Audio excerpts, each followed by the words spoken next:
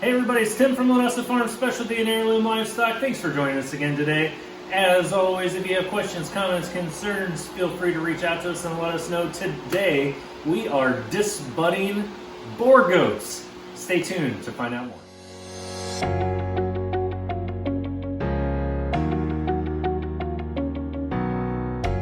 Hey everybody, it's Tim from Linessa Farms, Specialty and Heirloom Livestock. This is kind of a unplanned video that we're making today. I'm going to be disbudding some goats. I just wanted to show you how we did it. If you're not comfortable with doing this, I completely understand. The reason we disbud the goats, it's for our protection, it's for the animal's protection. Disbudding essentially means dehorning, and it keeps them from hurting people with their horns, hurting other animals with their horns, getting their horns stuck in fences. For those of you that have had goats before, you know exactly what I'm talking about. And so we are going to show you how we go through the disbudding process. I have my disbudding iron, you'll see that in the video. This is my disbudding box. You can also use this for other things like ear tagging, but it's just made out of plywood. This is 3/4 inch plywood, and you can kind of come over here and see what we got going on. I've got a little belly bar in here. This is 2 foot long by 5 inches wide by 16 inches tall. And yeah, I just make my little hinge lid here. I can put the head through there. I usually put a towel down to keep them comfortable so they're resting comfortably on that. If they're a little small, I can put a towel on top of them. I put this lid down, I can sit on it, and then we can hold the head comfortably down on this piece here without choking them, and my partner can help hold. And so you'll kind of see how we do that as we go through the process. But again, yeah, this box itself, the inside diameter is 5 inches, and again, it's 16 inches tall by 24 inches long. My little added piece here, 5 inches by 3 inches, and my opening here is about 5 inches tall, 4 inches tall at the top, and then goes down to about 3 inches wide at the bottom. Excuse me, 4 inches wide at the top, 3 inches wide at the bottom. But you can just make this with some scrap 3/4 inch plywood. I recommend plywood. Don't try to use OSB. It's just doesn't hold screws nearly as well, and needs a little bit extra reinforcement. So that's it. All my supplies stay in here when I'm done. This is my disbudding iron, and this is my board. I use this board to test and make sure that it's hot enough, and always make sure that you use protection when using your disbudding iron. We actually have welding gloves that I have my partner hold so my partner doesn't burn her hands. But yeah, that's about it. So from here, let's get started disbudding a goat, and I'll show you how it's done. I'm going to give the goat 2 CECs subcutaneously of CDT vaccination at the time of disbudding. So, and disbudding I'll do at about 2 to 3 weeks of age. There you go.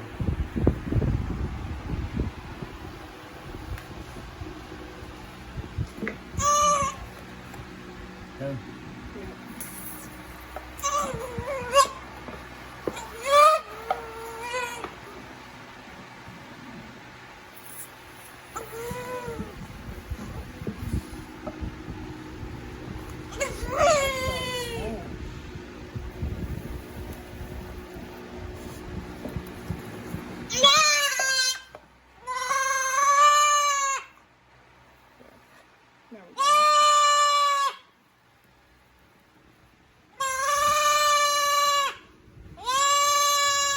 Those are a little long. There we go.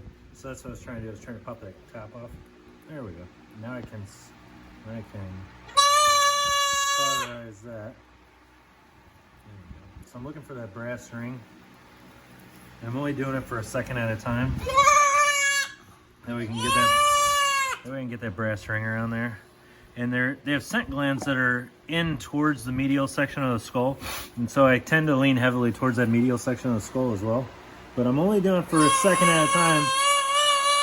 Now when you do cattle, you can just sit it on there and cook them because they have very thick skulls, but these goats don't have very thick skulls, and so what I want to be cautious of is I don't want to burn through there and cook his little brain.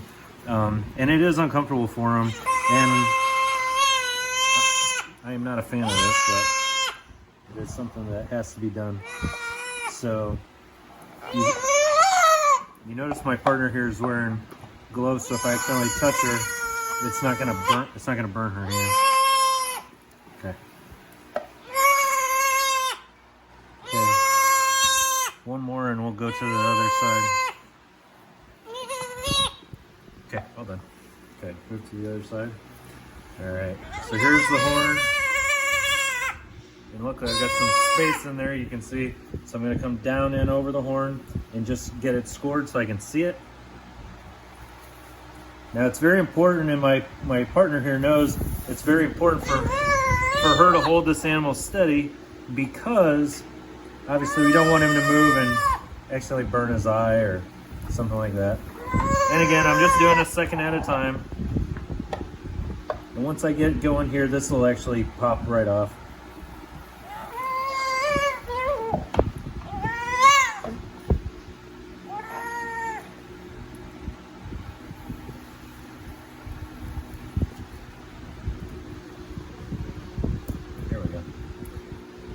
You gotta be cautious. The horns are actually open to the sinus cavity.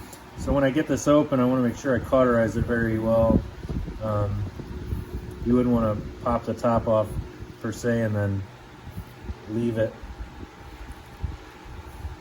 So again, make sure I get nice and even all the way around the skull. You can see how I'm starting to get that nice copper ring there. Okay, one more time on him and we should be done. So there we go. I'm gonna do one more time. So I've given him a CD&T injection today. I'm gonna spray this after we're done here, which we're all done. I'm gonna use my Alushield aerosol bandage, spray that really well.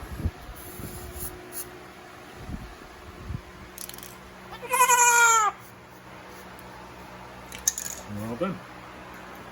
And now he won't have any horns. All right, go ahead and pull them out.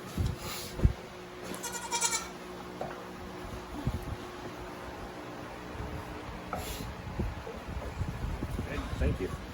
Well done. This is the dehorner that we use. It is the Reinhardt electric dehorner X30, 200 watt.